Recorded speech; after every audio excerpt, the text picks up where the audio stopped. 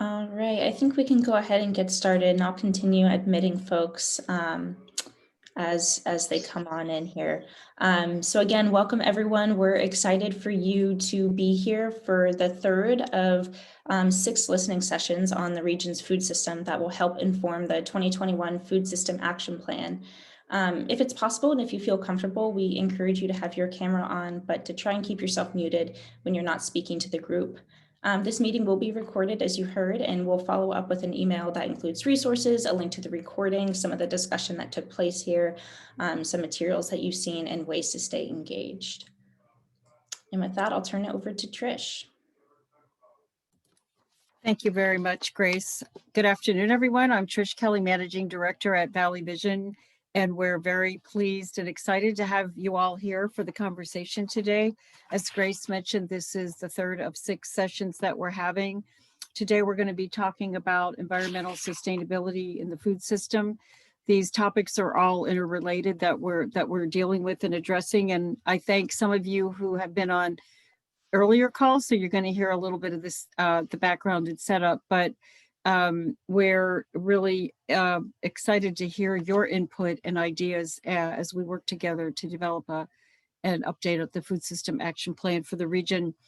The action plan that we're doing was first developed in 2015 through support from the Sacramento Region Community Foundation. So we're very grateful to have the continuing support of the foundation in these efforts, and I will provide some background on that. But first, with Grace, we'd like to just go through some introductions so we know who's here.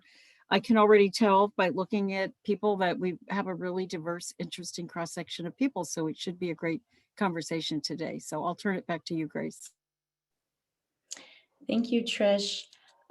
So I am going to turn it over to the next slide and kind of popcorn the introductions here. So first off, I'd like to, so we're doing for the folks on the phone, name, organization, and what project or activity you're working on as it relates to environmental sustainability in ag, and food is also there included. So first I'd like to go to the individual who's on the phone, 707-813-1913.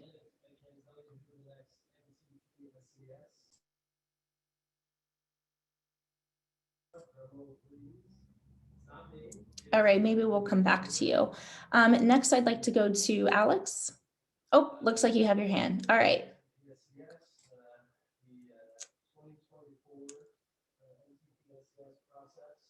Are you able to unmute?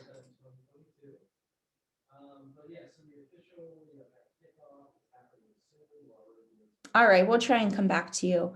Next up, Alex.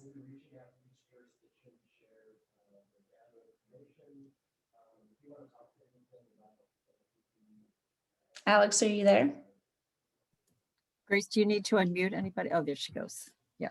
Hi, sorry. Yeah, Alex Rosado. I work with CounterCycle. I mostly focus on food waste prevention as an environmental scientist. And right now we're really focusing on SB 1383 and food rescue to meet that 20% edible goal statewide. Great, thank you. And next I will go to Amber. Hi, this is Amber McGarvey. I work at the Local Government Commission, and we run a coalition in the Capital Region focusing on sustainability issues. So we do a lot of work in sustainability. We're interested in tracking more about agriculture, how local agriculture will be impacted by the anticipated climate change impacts to the region.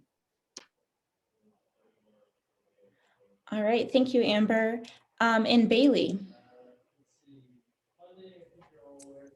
Hi, I'm Bailey Smith, and I am with the California Air Resources Board, and I work on California Climate Investments, which is the cap and trade auction proceeds, and we work on programs that do climate mitigation and adaptation, including working with CDFA on their Healthy Soils program, and we also work with CalRecycle some on their food waste program. So kind of working in that space a little, but looking to learn more about, what more we can do to shape that. Great, thank you. And next we have Brenda Ruiz.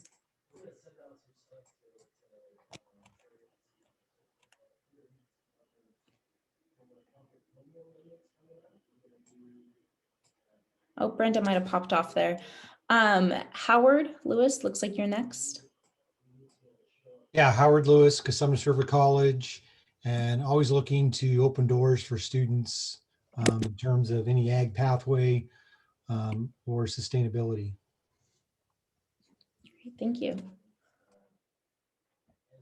And let's see. Next we have Judy. Hi, I'm Judy Notley with the California Air Resources Board, and I serve as the Ombudsman and Small Business Liaison. We provide business assistance, including helping businesses become more sustainable. Thank you, Judy. And Katie. Hi, everyone. My name is Katie. I am a program manager at Breathe California, Sacramento region, and I run our school food waste recycling program, helping schools not only sort their food waste, but also find strategies to reduce their food waste as well. Great, thank you. And next up we have Lori. Hi. Am I here? Hi, I'm Lori Morales. I am particularly interested in this topic because I do volunteer work with the Food Literacy Center here in Sacramento. And I am also an active participant with the Citizens Climate Lobby, where we lobby for national policy to address climate change. So thank you for the presentation today. Thank you. And next up, Mary.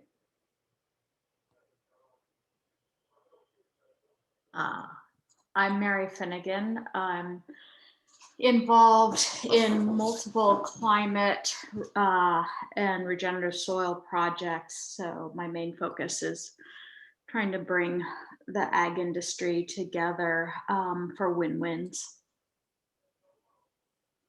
Great. And next up, Matthew. Hi there. I'm so excited to be on a call with all you people. You're all doing such great work. We are at Find Out Farms. We're a little half-acre urban farm in South Oak Park. Since 2020, we've been running a community fruit program where we divert backyard food in the form of fruit, mostly citrus, but often now stone fruit, from food waste streams, and we give that fruit to folks who appreciate it, like at Wellspring Women's Center, and the neighbor program that goes out into encampments, things like that. Since January, we've diverted over 10,000 pounds of fruit. We also have a community composting program. We're part of a Cal Recycled community compost hub for green spaces. So we've diverted already a few thousand pounds in just the last month and turned that into healthy soil and compost. We also have moved over 30 truckloads of wood mulch onto this little half acre, improving the soil health as an example to our friends and neighbors and colleagues. What you can do with just a couple of people and some enthusiasm about helping the soil health. So we're excited to keep doing that good work and excited to hear more about all the work that y'all are doing. Thanks for having us. Great, thank you. And Michael Bish.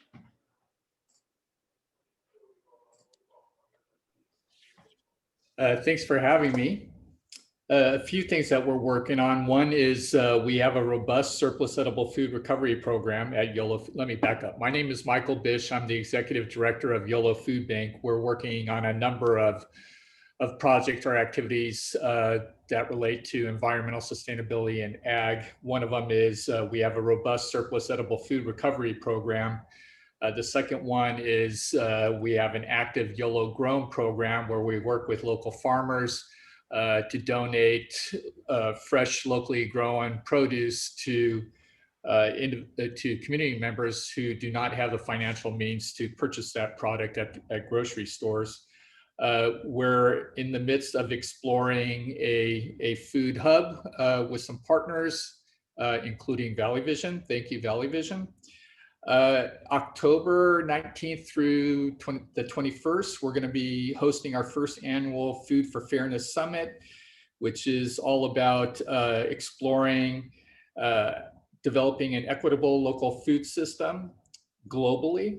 And I'm pleased to share that the keynote speakers are going to be UC Davis Chancellor Gary May and Congressman, and I'm blanking on our congressman right now. I'll come back. Garamendi. Garamendi. Yeah, great. Sorry for that.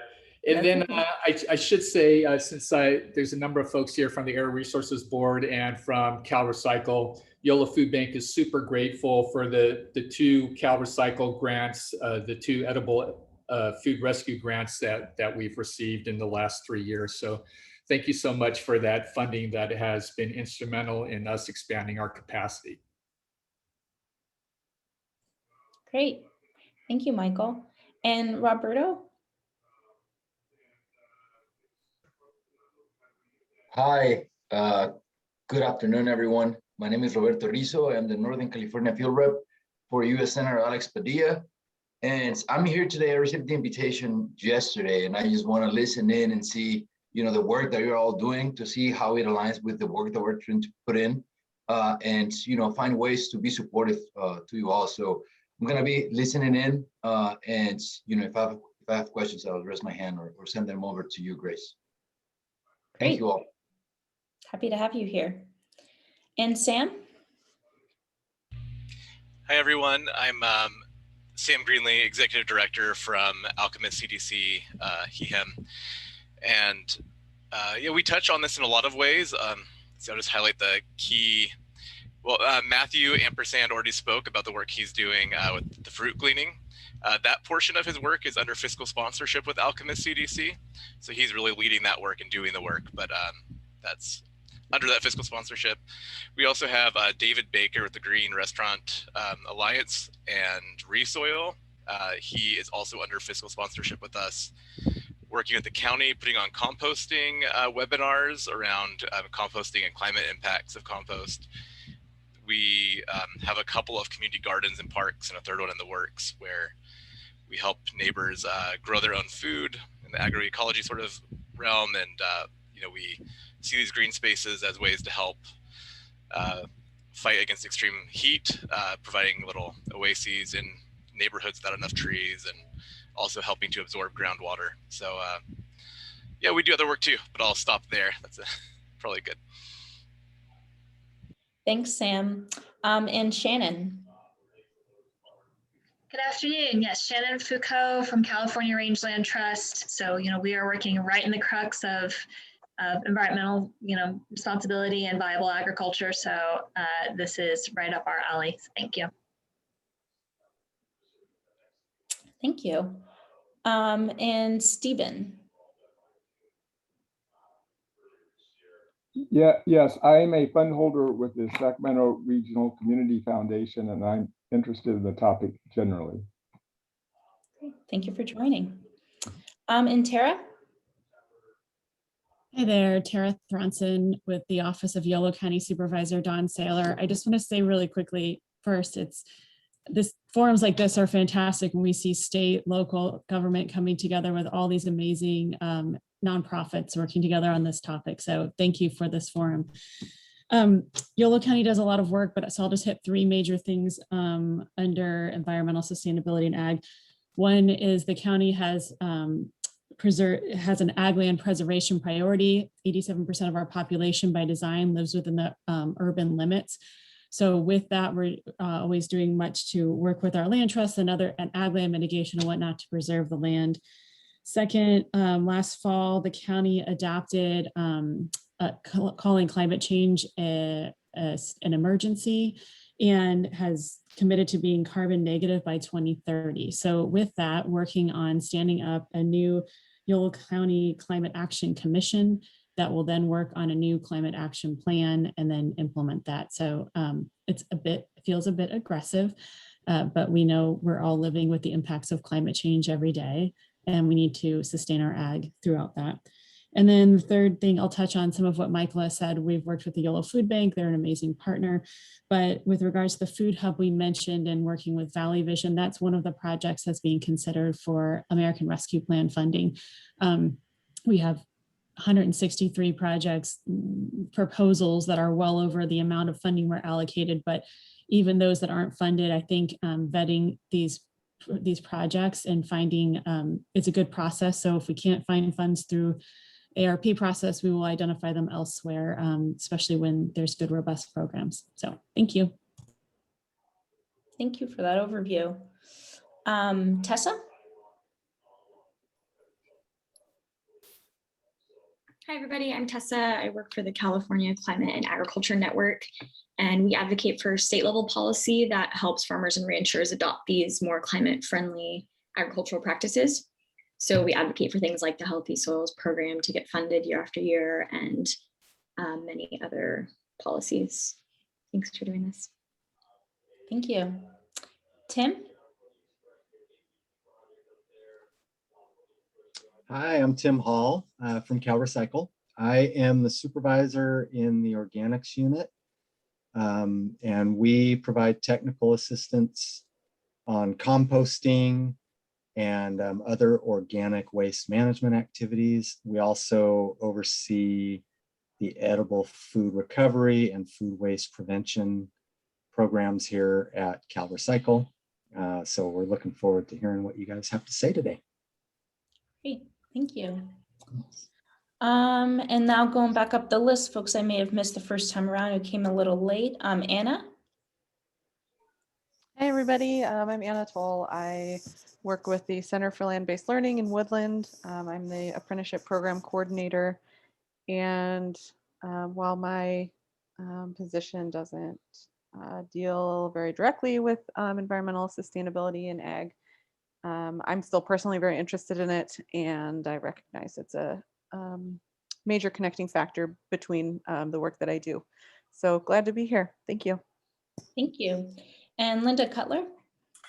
Hello, everybody. Linda Cutler. I'm the CEO of the Sacramento Region Community Foundation, and we are the partner with Valley Vision that is to update the Food System Action Plan. And these listening sessions are key to informing that update. And so I am very grateful to all of you who are going to be contributing to this listening session, and therefore will be contributing to the update of the plan. So thank you for your time and attention to this. Thank you, Linda. And I believe our last remaining person is the individual on the cell phone. Are you able to unmute? Can you hear me?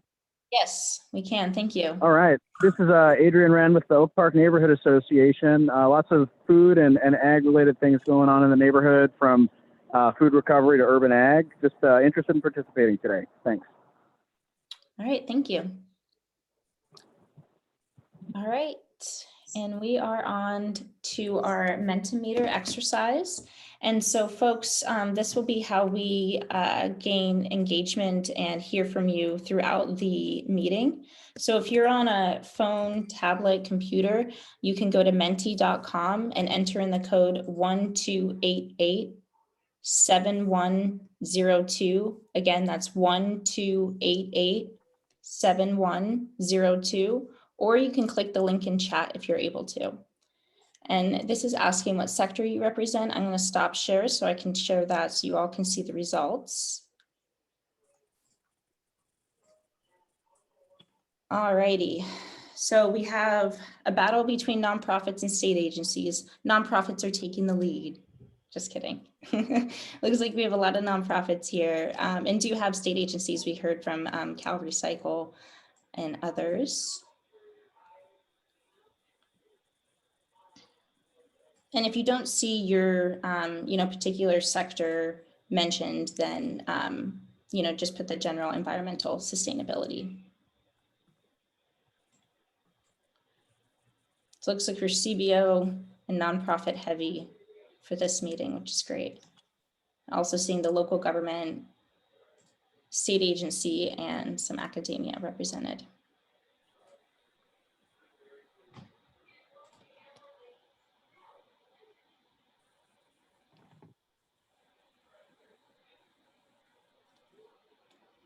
And for those of you who just joined, I believe Ron, you just joined, here's the link to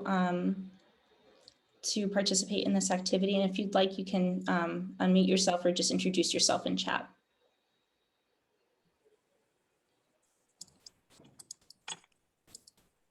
Hi, everybody. I'm trying to multitask here. Veron Clark. I'm with the Kings. I just moved here probably about 2 weeks ago. So I serve as their social responsibility and engagement manager. It's a pleasure to meet everyone. I'm multitasking here. So I look forward to connecting with each and every one of you. And I appreciate just being here. Thank you. Okay, so it looks like we do have a lot of nonprofit state agencies represented here, so quite a mix of folks.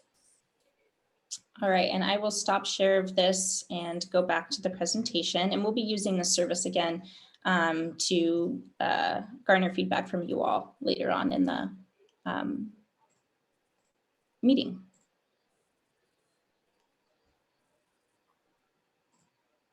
Okay, well, thank you, Grace, and thanks everyone. Again, really a great group of people. We're really excited that you're all here. I think there's going to be a lot of information sharing and assets. We really want to thank our state partners too for coming in because we're trying to create a big picture of not only what the region needs, but how it can be a leader and how we can prototype things. We already are doing a lot of innovative things, but we want to do those in a partnership approach. And of course, being able to make sure that we have the resources to create an environmentally sustainable food system all across all aspects of our food system. I want to thank you, Roberto, for joining us. I met Roberto from Senator Padilla's office through our Cap to Cap program at the Metro Chamber, and really appreciate the commitment to support our regional efforts as well. So with that, as I briefly mentioned and Linda mentioned, the Food System Action Plan is a regional food system investment strategy. So we're going to identify our best practices and priorities, the challenges we're facing, but also opportunities that we have. And then we want to create some funding recommendations related to our overall food system for the 4 counties listed here. The goal is to increase the vitality of our food system and to really identify the financing strategies and mechanisms to support an accessible, health promoting, equitable food system. And it builds on the 2015 Food System Action Plan that the Community Foundation supported. One of the big strategies that the Community Foundation did at that time was investing in the emergency food system, which were really critical investments that helped address food insecurity, but also support the capacity of the food system to be more efficient and reach its goal to reach more food insecure people. And there was a tremendous amount of progress. As we all know, the whole food system and the economy has been completely disrupted by COVID. We have a lot of disparities and challenges, but as I mentioned, a lot of innovations have come out of that. One of the big goals of this Food System Action Plan update is to support the nonprofit sector along with its governmental and philanthropic partners, because they're on the front line addressing a lot of these critical challenges. And of course, also working with the ranchers, the farmers, and the businesses along the whole food chain. So our process is that we are conducting some research to update data on key metrics reflecting aspects of the food system. We've been doing these convenings. This is the 3rd convening out of 6. We'll do 3 more next week. We're pairing that also with some targeted outreach with some key stakeholders to gather information on, especially on project opportunities that we have that we want to lift and elevate. We're going to be pulling all of this analysis together through August and early September and presenting an action plan to the foundation and community partners in September. And that is going to be paired with a poll that we're doing, a food system resilience poll that we're conducting with Sacramento State with support of the Community Foundation.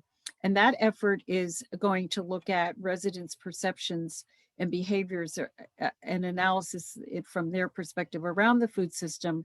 And this is the first time that Valley Vision is able to pair that with a strategy that's going on at the same time.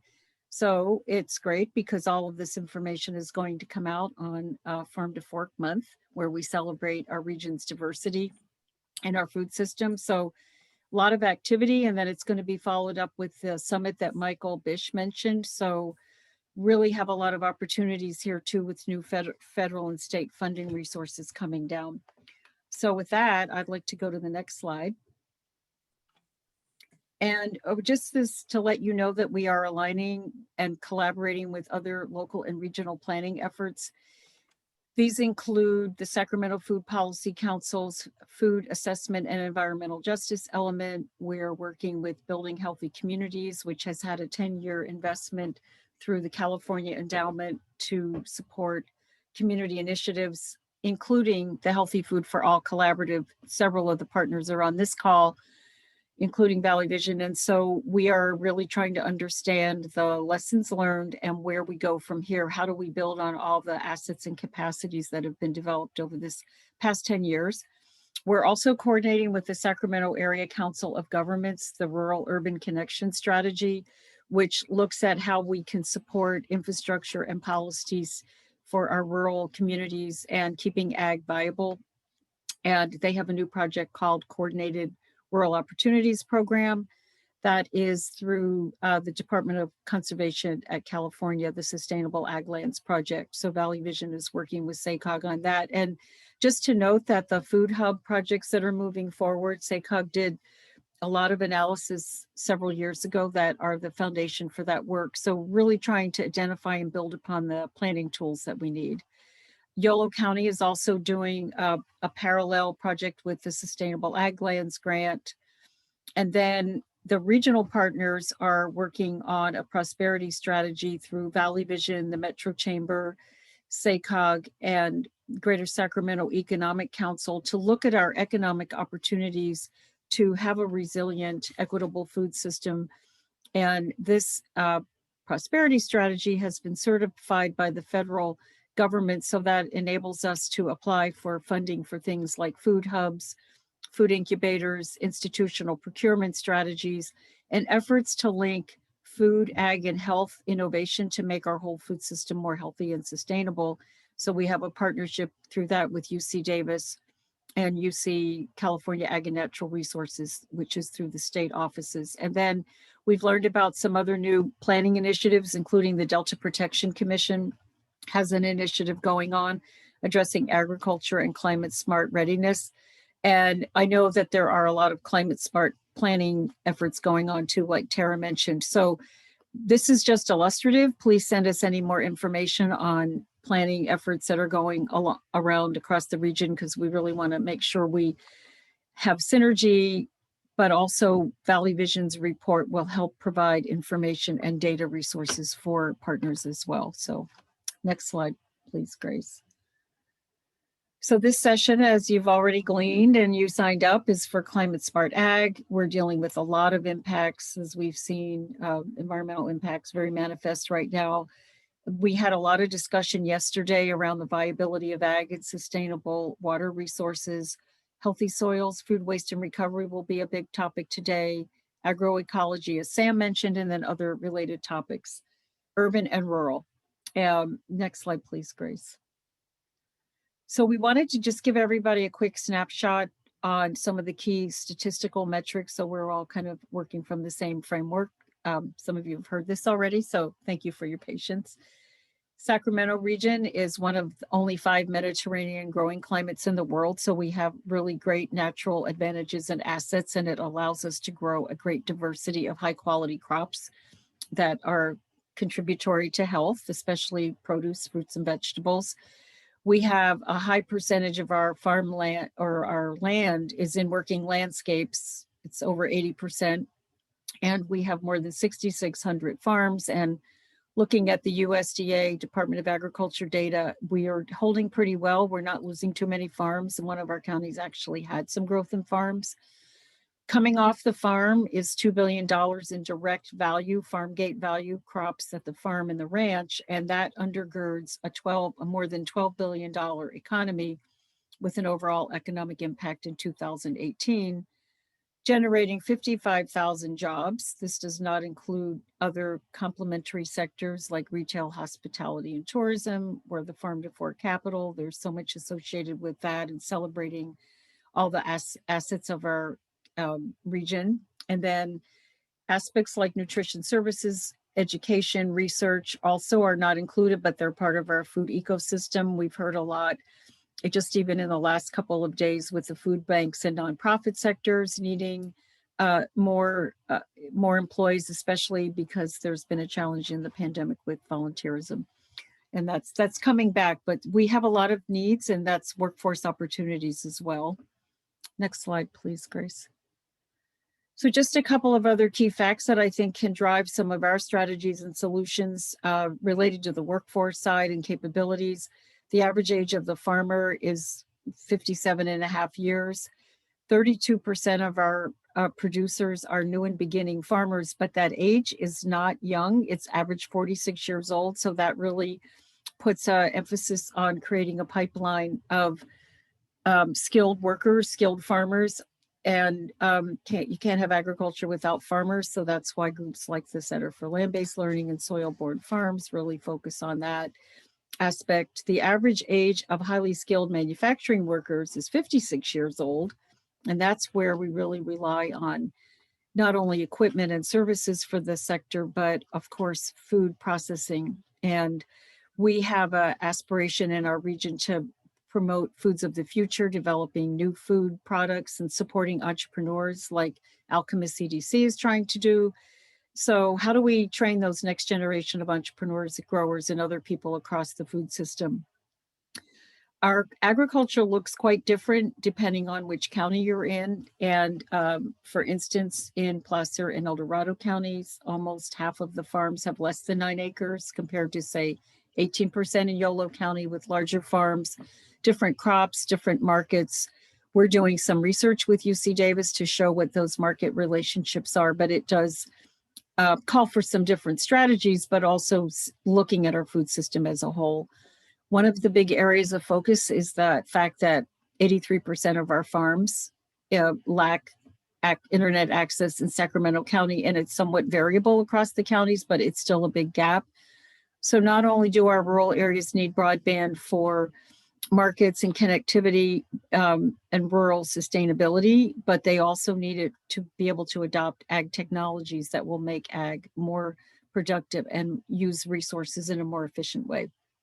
So a lot of momentum there. The governor signed a big, major transformative broadband bill on Tuesday, and we've been working really closely, especially Tara's been one of our key leaders on that in Yolo County. So that's our mission, is to connect all of our communities. Next slide, please, Grace. So here's our big challenge, which you all know. We have great abundance and we have great disparities in our food system. We have high levels of hunger. People were food insecure before. The metrics were getting better over the last couple of years until the pandemic hit. But even now in Sacramento County, for instance, 1 in 5 children is food insecure. Michael Bish would have numbers in Yolo County. Our numbers are higher than state and national averages even before the pandemic. So how do we address this disparity given the assets that we do have in our food system? And there's an increasing emphasis on nutrition security as opposed to just food access. How do we use food access to improve our health outcomes? The food banks, especially the emergency food service, the emergency food system has seen a huge increase in the numbers of pounds, their distributed meals and people served. And this has a lot of strains and stressors on the food system infrastructure too. Trucking, local distribution, storage capacity, managing all of this in a time of crisis. The CalFresh enrollment in our counties is really variable. We have eligible participants, and then we have how many people are actually signed up. And a recent estimate is that if we got everybody signed up, we would generate more than $150 million in our economy to farmers directly, and an even bigger impact. And that was an area of focus in our last plan. So we really want to look at ways to leverage the resources that are available and get food for people who need it. So that's and I know some of our nonprofits like Alchemist are working on some of those strategies. This is another big topic of discussion we'll do this afternoon, is almost 40% of food in general is wasted somewhere along the food chain. So with SB 1383 and efforts of our food banks and grocery stores and others, food recovery is increasing. We're really happy to have Cal Recycle with us today and other partners to talk about some of those resources. And then you just want to note the partnerships that are evolving and the capacity with our food districts and groups like UC Davis Health. Institutional procurement is buying locally wherever we can, and that the dollars that we keep in our regional economy produce a lot of extra economic activity in the region. I'm really glad to see the Kings with us today too. They have been a leader in a local procurement, really supporting not only farm products, but value-added products, drinks and other kinds of things, and local restaurants. So we have a lot of great partnerships in the community, but undergirding all of this, growing environmental challenges. So we'll talk about the great risks that we've got facing us from climate change and how we can adapt. So just want to appreciate again everybody here today and really look forward to the conversation. I'll say one last thing also as we talk about challenges and opportunities. Climate change, SB 1383 is a challenge because a lot of our communities are not yet ready, but it also is a great opportunity for us to reduce waste and food recovery, looking at the models, especially of Yolo Food Bank and others. Some of our other challenges for the food and ag system are the regulatory compliance issues. Some of these are unfunded, but it's a lot for farmers and others to manage while they're trying to do business. And another issue that we're going to be looking at is the pressures to develop our farmlands into urban and other uses. We want to grow sustainably. That will help us meet environmental goals and reduce our greenhouse gas emissions while also keeping ag land viable. So our opportunities include the growing demand for local and healthy food, and that includes organic, but it's market driven, and our producers can respond to those trends and the desire to know where your food comes from and to eat healthy and well. And our institutions are really promoting that. As I mentioned, lots of new and federal funding, state and federal funding sources. We want to keep on track of those and provide a toolkit for people through this planning process. And then climate smart agriculture and new technologies. So glad CalCan and others are on the call along with our state agencies. So thank you for your patience, and I'm going to turn it over to Grace now. Thank you, Trish. And we are going to use the Menti service again. So I'm going to stop share and then pull that up. And the first question that we have here, and that's the same link as was there before. I can share that again in chat just so we all have it. And for those who are on the phone, the code is 1288-7102. All right, so the first question we have here is what are the biggest challenges in ensuring that the food system is environmentally sustainable in our region?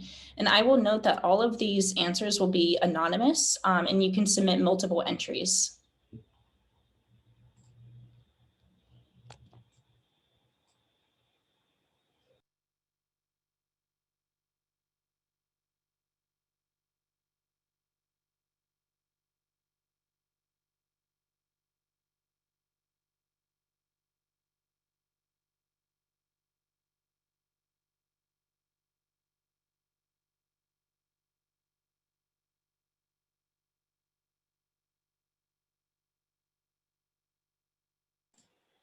Okay, so seeing that local sourcing to reduce transportation miles,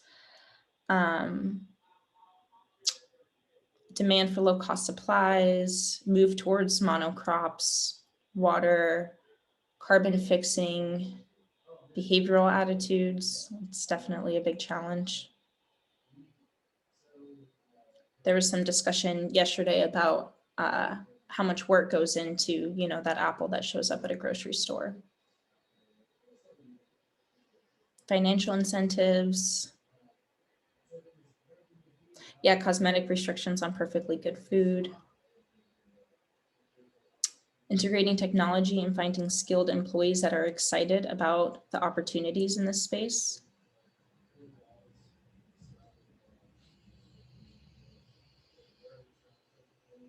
Does anyone want to unmute themselves and expand more on their answer, or, put it into chat?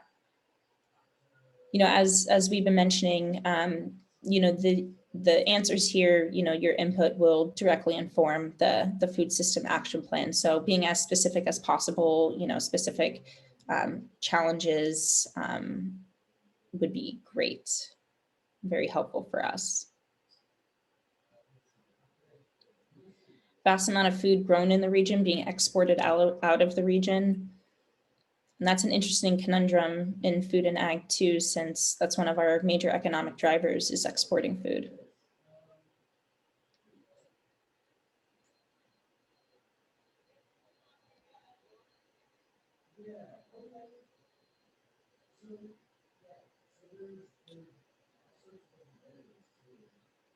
Declining pollinator population, workforce wages and education. We did have that careers in food and ag discussion on Monday that touched on that too.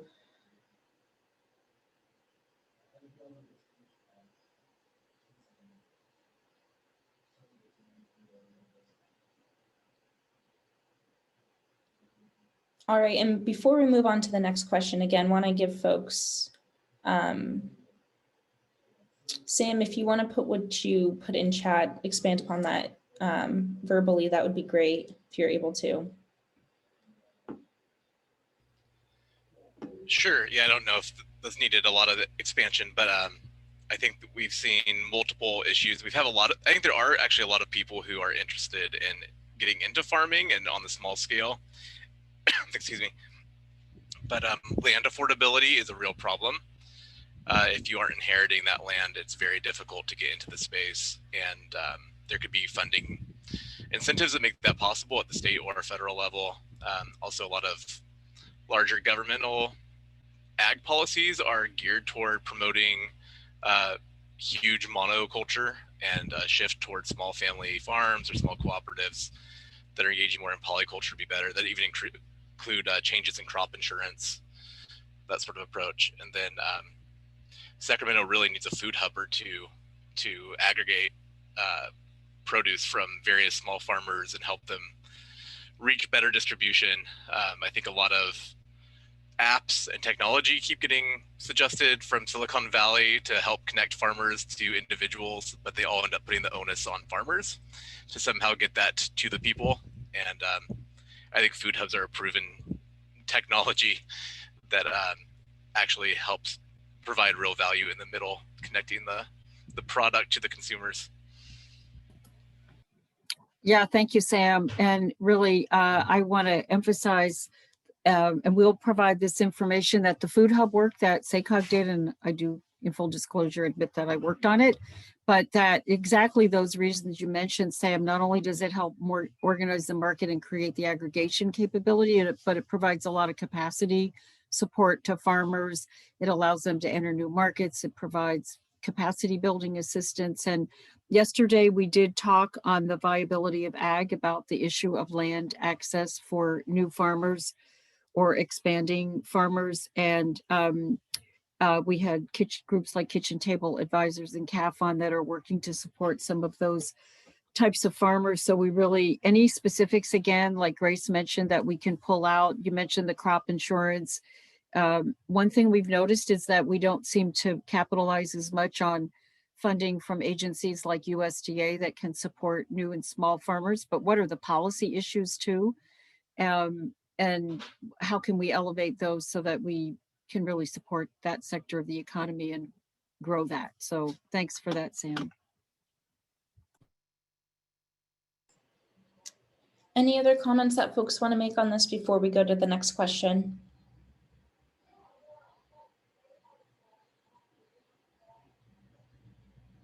All right. I'm sorry, I was taking a moment to unmute. I think that we see everywhere silos that can make it harder to create a comprehensive solution. So education, health, the farm to fork movement in the schools, in the hospitals, in business versus also to communities. Each of those seem to be siloed right now. Yeah, thanks for that, Mary. And hopefully we can craft this strategy so that it really helps improve that. And there are some great partnerships that are starting to happen, like UC Davis Health is partnering with Sac City Unified School District, which just opened a new central kitchen, and they have the capability to procure and be a vendor actually for UC Davis Health. So there's some interesting opportunities that we do have for that cross connection, and I know they're working with the food bank as well. So we'd love to hear any ideas about these emerging models and how we can promote a comprehensive approach, like you mentioned, Mary. Thank you. Yeah, thank you, Mary. Anyone else before we move on to the next question? Hi. Hi. Go ahead, Mike. So I think it'd be really interesting to bring to the conversation soil health and carbon sequestration, which seems to be absent from the conversation. And I think that CAF has done a really good job highlighting farmers in the area and the region who are doing no-till practices and really elevating that work. I think it's important for us to understand that the soil is the reason why we can grow food. And without it, and without the porosity of the soil, we're going to lose a bunch of water, and we can't keep doing the practices of traditional agriculture and have it be at all sustainable, let alone regenerative. Yes, great point. Thank you, Matt. And we've been working also, hope to work more closely with partners like California Department of Conservation and CDFA and others that are working on healthy soils. So please give us ideas, put them in. It's a whole food system, and it starts with the soil. So thank you, Matthew. Anyone else? All right, the next question we have here is kind of like a scale. So you'll see that you can go from 1 to 5. The first question that we have here first statement that we have here is the region effectively supports the policies, programs, and initiatives to promote an environmentally sustainable food system. So 1, if you strongly disagree, 5, if you strongly agree. The next question is, this region is effectively planning for an environmentally sustainable food system, which is like, how ready are we?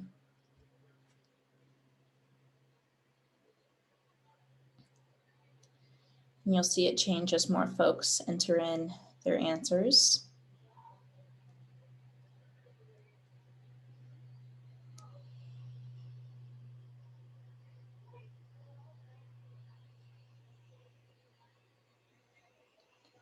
Looks like we're in the 2s for both of these.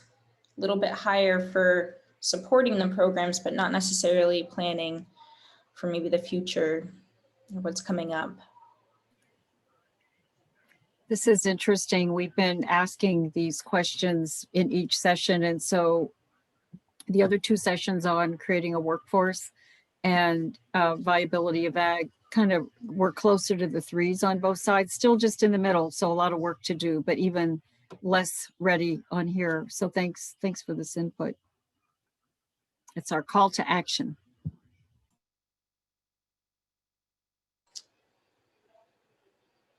And does anyone have any comments or want to share why they put a specific number for either of the questions there, or the statements rather?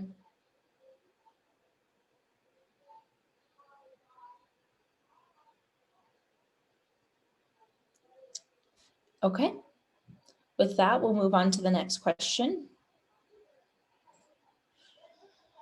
So this one asks, what are the region's strengths and assets? So this is programs, best practices, any activities that can help our food system become more sustainable. And again, you can submit as many entries as you want.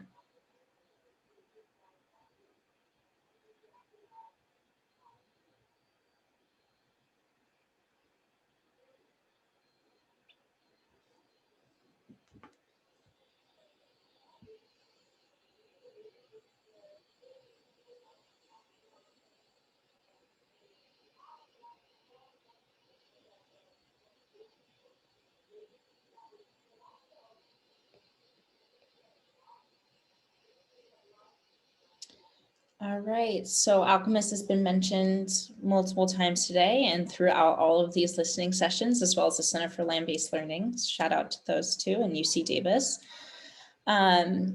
Access to state government, definitely have that in Sacramento. Some of the same people that, work on farms end up going to the feds. If you just look at, Jenny Lester Moffitt, she was at the Center for Land-Based Learning under one of their programs and now serving in the White House. All right, some other strengths that we're seeing: fertile soil, long growing season. Yeah, Trish did mention we're 1 in 5 Mediterranean climates in the world. So definitely have that. SALC program, the Sustainable Ag Land Conservation Program. High public opinion on eating local. Educating the public is a great driver for creating programs and practices that are more sustainable. As Trish mentioned, we have a food system resilience poll out in the field right now, asking residents, their attitudes about food. Do they specifically shop for local food? How often do they go out of their way to shop for local food? So that will be included in the food system action plan along with the responses here.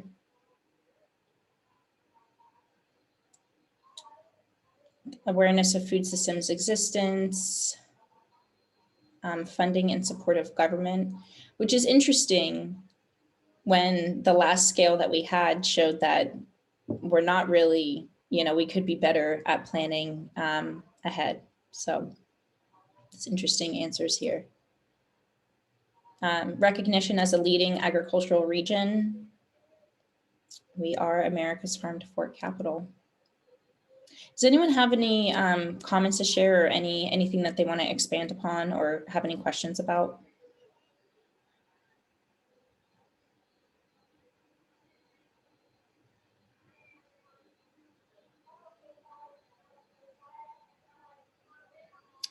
You've been saying this is your time to brag. So if you're really proud of what you're doing or you think everyone should know about a program, efforts towards a food hub, what's that all about?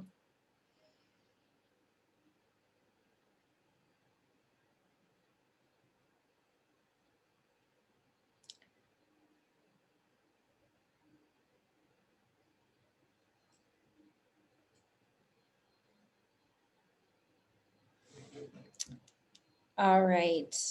Trish, do you think we should move on to the next question?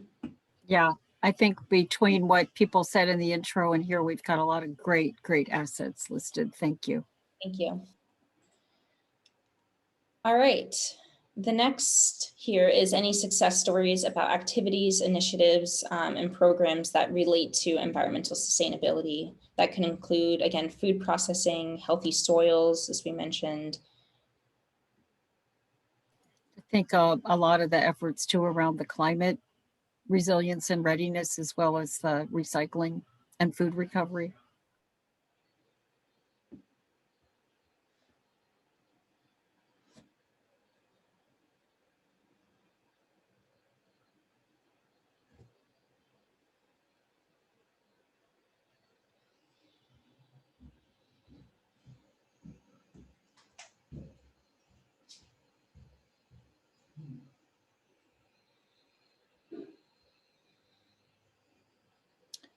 Okay, seeing the community composting and food rescue programs from Cal Recycle, Yolo Food Bank's edible food recovery program. Michael, I'm assuming that was your answer. If you want to unmute and expand upon that, feel free to. I've been outed.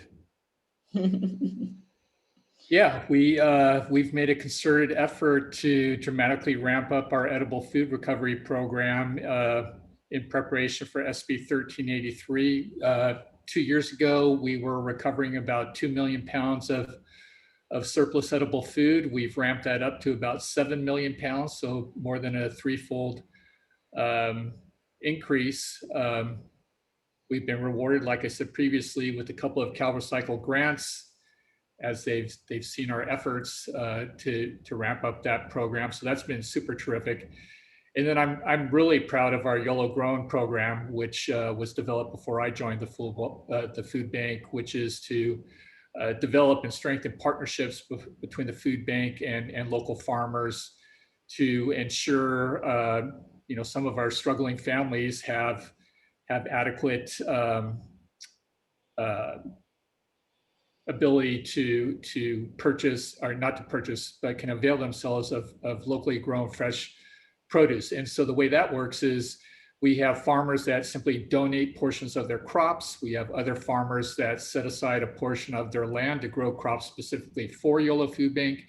And then the most innovative one is, because we have so many local seed companies around Yolo County, many of the seed companies will donate seed to us. We then give that to the farmers. They plant it, they grow the crop, and then we round up a bunch of volunteers to harvest the crop. And that's really the community, the business sector, the farm sector all come together to ensure that the 30%, maybe 35% of the families that are struggling to make ends meet can feed themselves properly. So thanks for the mic time. Michael, thank you too for noting the relationship with the seed growers. That's an asset that we have in the region. We're like a global center for seed companies, and sometimes we maybe don't think of those partners and assets that can contribute to the food system issues. And I think there's a lot of commitment on the part of a lot of different people in the community. And so your program is really tapping that, which is a fantastic thing to hear.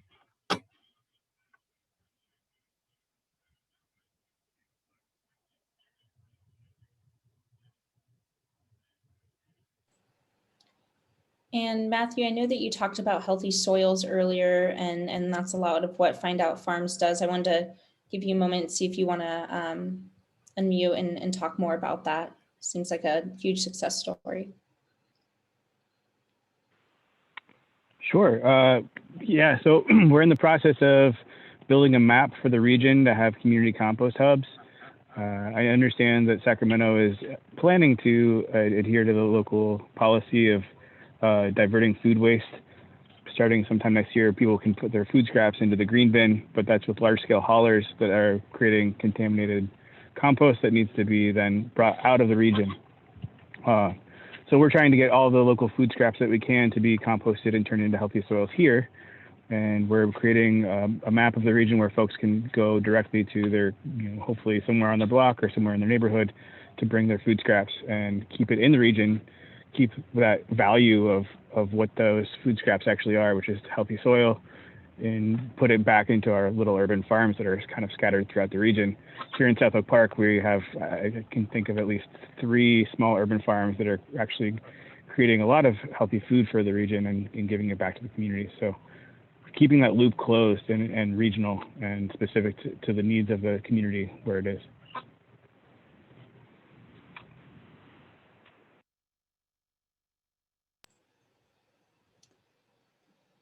Thank you, Matthew. Trish, if you're talking, I think you're muted. I wasn't talking yet, but I was about to.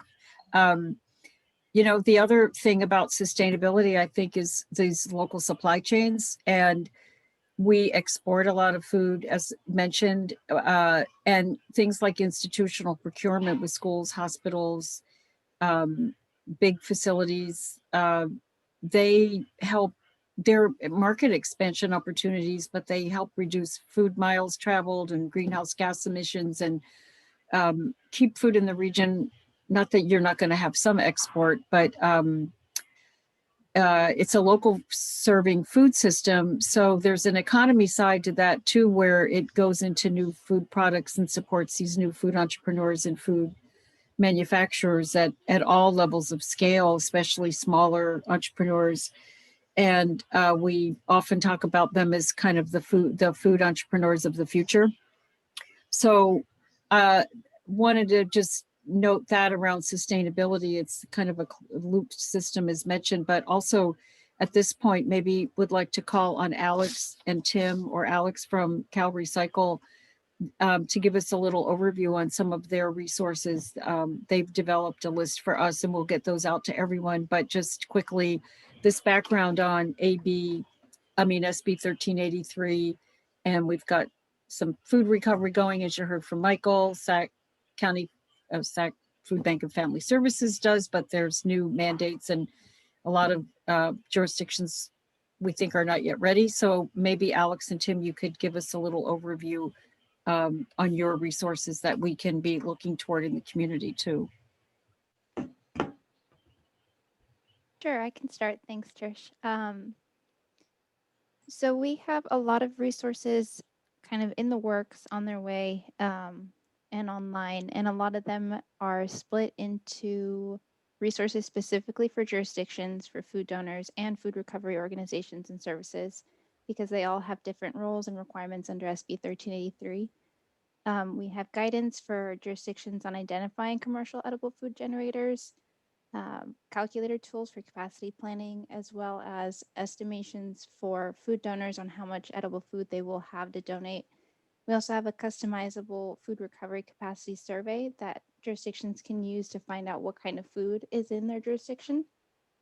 And we also have some webinars that we held in the past that we're going to be putting online, so those will be accessible all the time. And our grants have come up once or twice already, but we've got food waste prevention and rescue grants, which have have diverted about 138 million pounds of food waste from landfills over 3 cycles so far, as well as the organics infrastructure grant, which is more for composting and anaerobic digestion projects. And then we also have the community composting for green spaces grant, which will be creating about 115 sites statewide for community composting.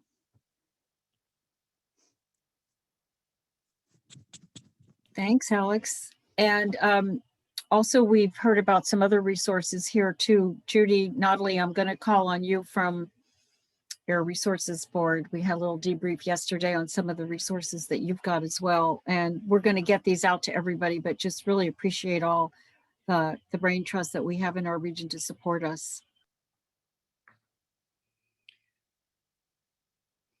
Well, Trish, I'll go ahead and talk a little bit about some of the opportunities that are available for folks to provide input and engagement for funding for the next up to 5 years. So the California Climate Investment Program, CCI, which I think Bailey mentioned when she introduced herself, it's a statewide initiative that puts billions of cap and trade dollars to work to reduce greenhouse gases, help strengthen our economy, and improve public health and the environment, particularly in disadvantaged communities and underserved areas. The legislature appropriates the money from the Greenhouse Gas Reduction Fund to the administering agencies. Some of those agencies are the California Department of Transportation, Strategic Growth Council, California Department of Food and Ag, CAL FIRE, et cetera. There's about 20 agencies that receive funding. CARB is currently developing the 4th investment plan that identifies the types of projects that can be funded over the next 3 fiscal years.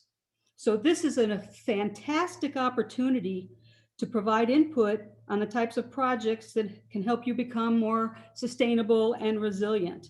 The draft document is going to be released later this summer. There'll be a public workshop in early fall. And then the final plan goes to the legislature in January of 2022. Some of the projects that are funded by CCI have been mentioned quite a bit already today. So for example, the Healthy Soils Program, the Food Waste Prevention and Rescue Grant Program, they are all under the CCI program. A few others that'll probably be of interest is the Funding Agricultural Replacement Measures for Emission Reductions, or FARMER program. We've got a Sustainable Agricultural Land Conservation program. There's farm worker housing, energy efficiency, and solar. There's the Dairy Digester Research and Development program, the State Water Efficiency and Enhancement program, or the SWEEP program that was mentioned in yesterday's discussion. So bottom line, a whole bunch of different programs. So this is your chance to have input on the value of those programs and any others that you think would be beneficial to be included into the next plan. And again, that plan will go for the next 3 fiscal years. There's also another opportunity for engagement in regards to the scoping plan update. AB 32 scoping plan describes the approaches that California will take to meet its climate change goals, and CARB is holding public workshops to initiate the development of the update, which is also due in 2022. Scoping plan is updated every 5 years. And again, this is a great opportunity to provide input on the programs and initiatives that will be implemented over the next 5 years. This is where some of the bigger, broader programs that will impact food and ag, it's really important to get your input on what is proposed and what actually goes into the final plan. Also want to mention one resource where information for small businesses is available. We've got a tool called coolcalifornia.org. And it's a website with tools and resources. If you click on the small business box in the middle of the homepage, you'll find things like tips and a list of actions you can take to become more sustainable. There's a carbon footprint calculator. There are planning resources on how to become more sustainable and set a plan for what you're doing. There's information on green business programs. We've got about 40 different jurisdictions across the state that have green business certification programs under the California Green Business Network. It's a great program that includes verification of what you're doing. It's not just a checklist, it's a verification that those actions are actually being implemented. And that recertification is required every 3 years. There's no cost to participate, but it's a great opportunity to learn more about what can be done. Last year we held, 2 years ago, we held food processing workshops where we developed best practices and a specific category and sector under green business programs for food processors and ag. And finally, I want to mention one other item. Out on coolcalifornia.org, you'll also find a funding wizard, the icon with a little wizard wand. This is a searchable database full of funding opportunities for sustainability projects. It also includes all the CCI, all the California climate investment projects, but many, many more. So please go out there, find some money, use that tool. And if you have questions or need more information, I'll be happy to chat with you. I'll put my information in the chat line here. Thank you both so much for these fantastic resources. We've decided after the meetings this week that we really do need to do kind of a list of resources and a toolkit as part of one of the products for the Food System Action Plan. And to Mary's point, having cohesion around a strategy so that we can not only understand and align these resources with our key priorities, but also that we're able to provide effective input as a region. So I think the plan hopefully will really help us with that and the ongoing process. So I want to thank Alex and Judy for really just being ongoing partners and resources for us. And Judy helped us a couple of years ago get into the scoping plan for AB 32 in terms of elevating broadband as a strategy to support agriculture, improve resource utilization, and reduce vehicle miles traveled. So really appreciate the partnerships and all these great resources. So very exciting. Thank you both. Okay. And there's some links in the chat also. So Grace, I think we're ready for the next question. All right, this next question is asking, what are some emerging opportunities that could help strengthen the food system in this space? So I feel like we could just use Judy's last comment, plop that here, and that would be a big one. But what are some other opportunities? Alex mentioned some too, with Cal Recycle and what local governments can do and food banks can do with SB 1383.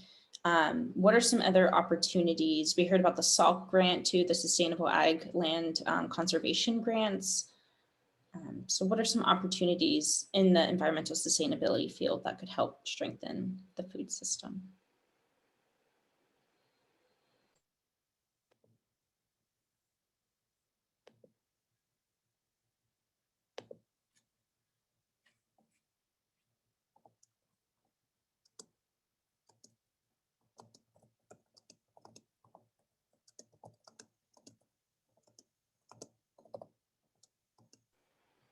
And Judy, Adrian asked a question in chat too, asking about the Cool California Funding Wizard and how that differs from the grants.gov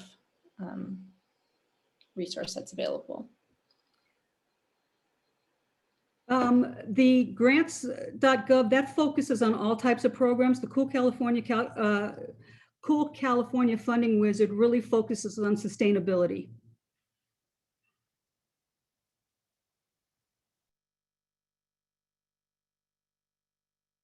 Thank you for that, Judy. So we're seeing here, I like this statement, SB 1383 is the single greatest opportunity to make the food system more accessible to low-income residents in California. So again, if you guys remember that, challenges and opportunities slide, the SB 1383 was on both. It will be a challenge, but it is a huge opportunity. One thing that we haven't talked about in this session too is what is wasted in food waste is also energy and water waste that it takes to create that food.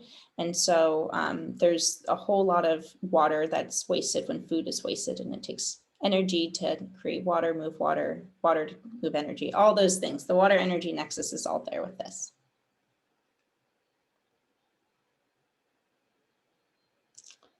Introducing crops that could previously not grow in our region, but are now viable due to a changing climate, like agave. We're also seeing, some crops that are not able to be grown anymore. The heat is really harmful. I've been reading for some watermelon and other crops as well. I'm sure David has more to comment on that.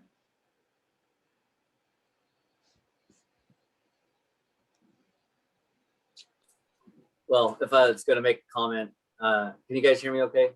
Mm-hmm. If I was going to make a comment on that, it would be that,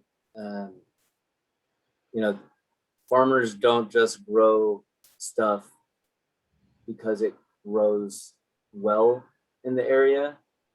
I can grow agave if it grows well, but if there's no market for it and there's no demand, I'm not going to make any money. So it's all about revenue per acre for the farmer. And so that I've had when the Rux thing first came out, David Shabazian, he and I got in a big discussion about, well, what works on paper and then what works for the farmer practically. And you may say that tomatoes fit here because of logistics and there's a need, but if you're working in the global market, the demand and the demand for cucumbers is higher, you're going to plant cucumbers. So yeah, that's my comment on that. And of course, heat does play an issue. I don't see big changes happening yet, but I think they will be coming down the road. But there's ways to mitigate heat to an extent, and it's gonna. I think it's gonna be one of those things where it's gonna take a lot of pressure to finally push the needle over, and now everyone's just starting to change what they're farming. So we'll see when that happens. But right now, the demand for wine grapes on my farm acres is high enough that I'm still making enough revenue per acre that I'm sticking with wine grapes right now.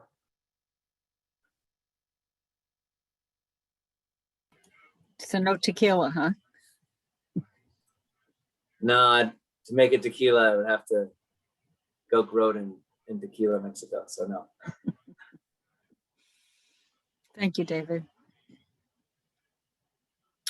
Yesterday too, David was talking about the SWEET program, water. Maybe, David, you could mention what you see around some of the environmental programs that are emerging opportunities to really help on the resource management side for farmers too. Yeah, so this question just really tackles a lot, because strengthening the food system really, to me on my side, is strengthening the farmer, strengthens the food system. So if you become more efficient in your farming, so you can be more sustainable in your farming and keep your revenues up at a time where all your inputs are getting more expensive, then that's a way to strengthen the food system. So I put on here smart AI tractors. That's kind of the next leap I see happening with technology in the vineyard or in ag, is moving in a direction that is all about reducing your labor inputs and thereby increasing revenue per acre. So one of the other ways is the programs that I've used in the past that has been very helpful in this endeavor is the SWEET program, the State Water Efficiency Enhancement Program. And a couple years ago, they added into that a 25% of the funds are to go to I'm trying to remember how they phrased it, but basically they're finding that a lot of these small family farms didn't have the people employed who had the know-how to do an online application and do all the paperwork to get this program done. So all the money was going to these massive farms that really maybe didn't even need the money because they had the revenues to be able to implement these programs themselves. And so it's become a very, very good program. And with that program, I put in soil moisture probes in some blocks, variable frequency drives on my pumps. So now I know how much water is going into the ground.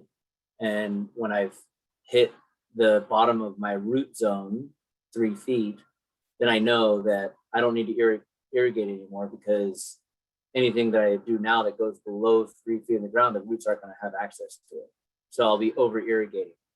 And so it's smart irrigation makes sense. And then the variable frequency drives help reduce my energy usage, because before I was turning on the pump and it would pump at 1,500 gallons per minute on and off.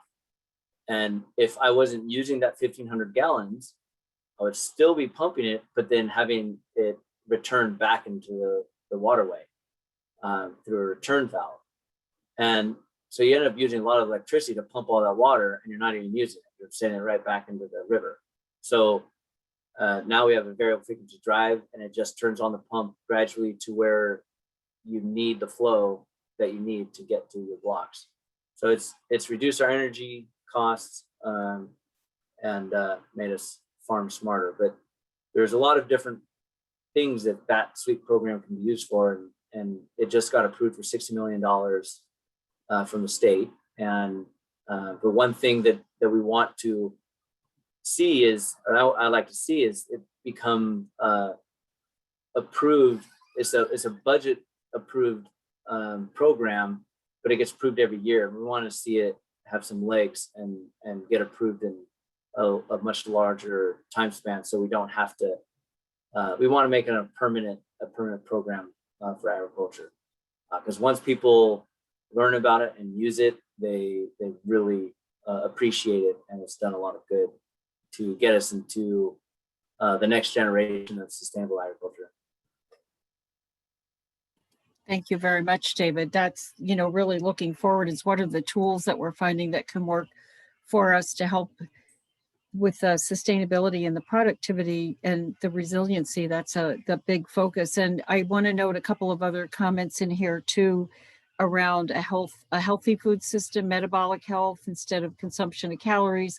Had a lot of discussions with UC Davis Health and UC Davis about how to track some of the outcomes. Even UC Davis Health saying they're trying to create healthier meals for patients and send them off with food prescriptions, and increasing that awareness of healthy eating.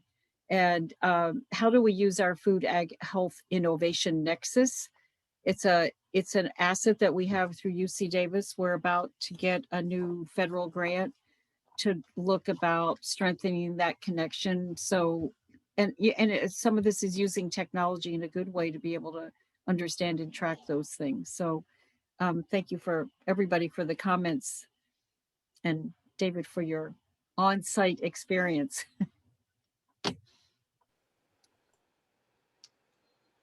Thank you. Next question, I think, Grace. All righty, we're moving on.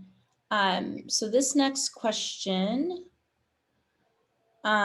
is about priorities for funding and capacity needs, which is a different question than those emerging opportunities. So what are our priorities for funding, and what capacity do we need to help ensure that the food system is environmentally sustainable?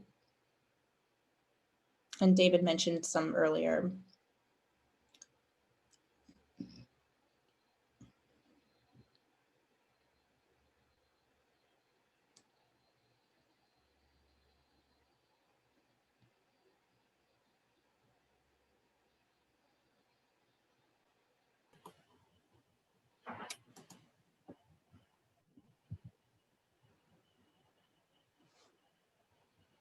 So this could be, again, funding to support implementation of SB 1383 for Tier 2 providers.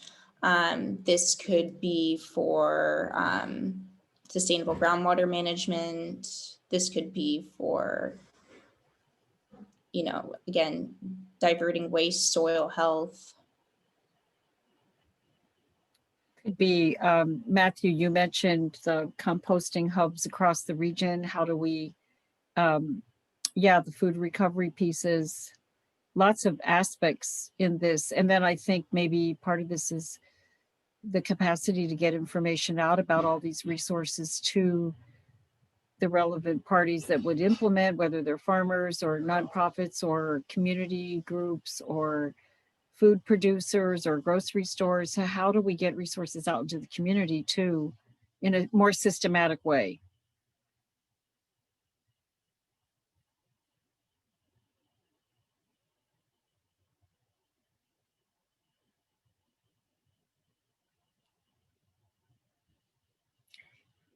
And this is where we really hope that you can help us. The more specific the ideas we have, the more that this can go into the strategy for recommendations that we can advance, elevate, try to match to resources and align to the idea of what are the funding mechanisms that we do need to achieve these priorities.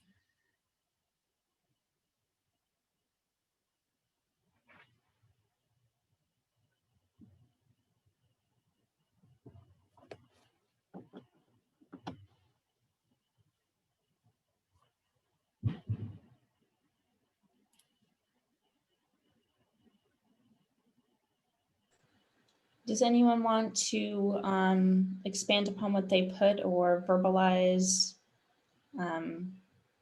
anything as it relates to funding and capacity? I'll chime in. A lot of it does come down to programs at the state level and getting and just advocating for them.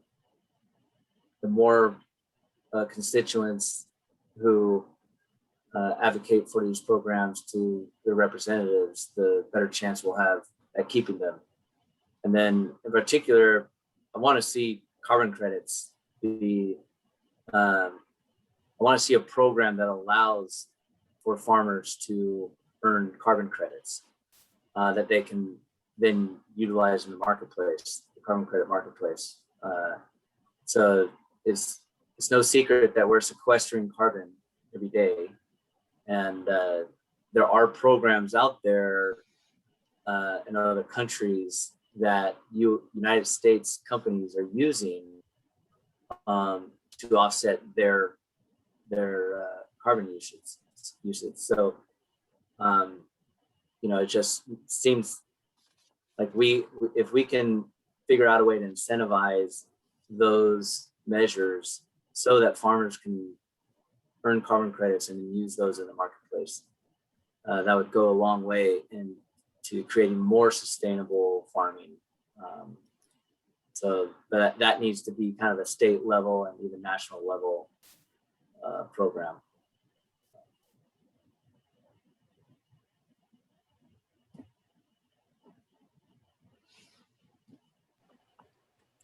Thank you, David. And any recommendations like that for policy processes would be really helpful. CAF is working on a lot of those at the state level, and I think also at the county level.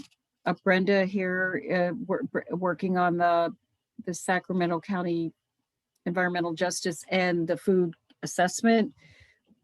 We really, I mean, parallel to the resources is the policy agenda, and speaking as a common voice for the region and lifting up these important issues. Sam, you wanted to make a comment, please.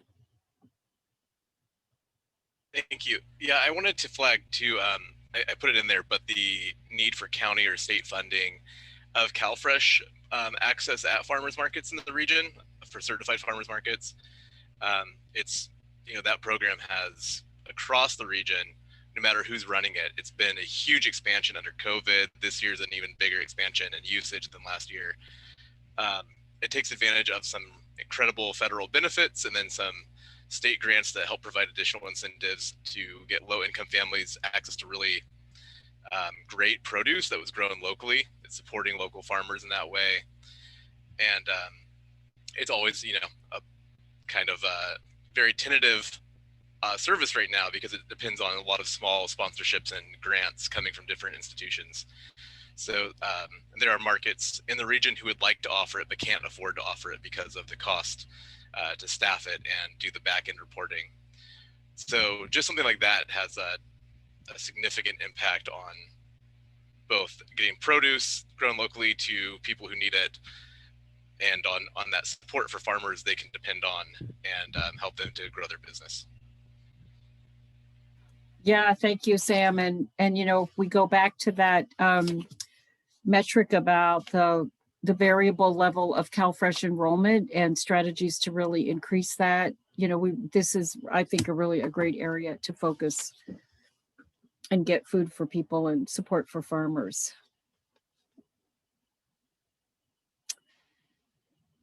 Well, we're at time. I think it's been a really great conversation and lots of great input from everybody. Thank you so much for all your input. Michael notes here that the food banks currently don't have a sustainable funding source either for SB 1383 edible food recovery. So we really need to look at ways to create sustainability around these initiatives that meet multiple benefits and goals. And we'll be getting information back to everybody, not just from this session, but from all the sessions, because they're very intersected. So you can see where we're going. We'd love to get additional, maybe some refinement as we aggregate all the data about the priorities and opportunities, and encourage you please to continue to be in touch with us. We have 3 more meetings next week. They're going to be looking at food security, healthy food access, health and nutrition, and the food economy, standing up incubators, food hubs, institutional procurement, all these kind of assets that help us support our farm economy and get food to people and support our farmers. So I want to thank the foundation again for all their support to enable this process to happen, and for the funders who are part of the program today, and encourage you, like I said, to be in touch. We just so appreciate all of your time and input for the process. So thank you so much.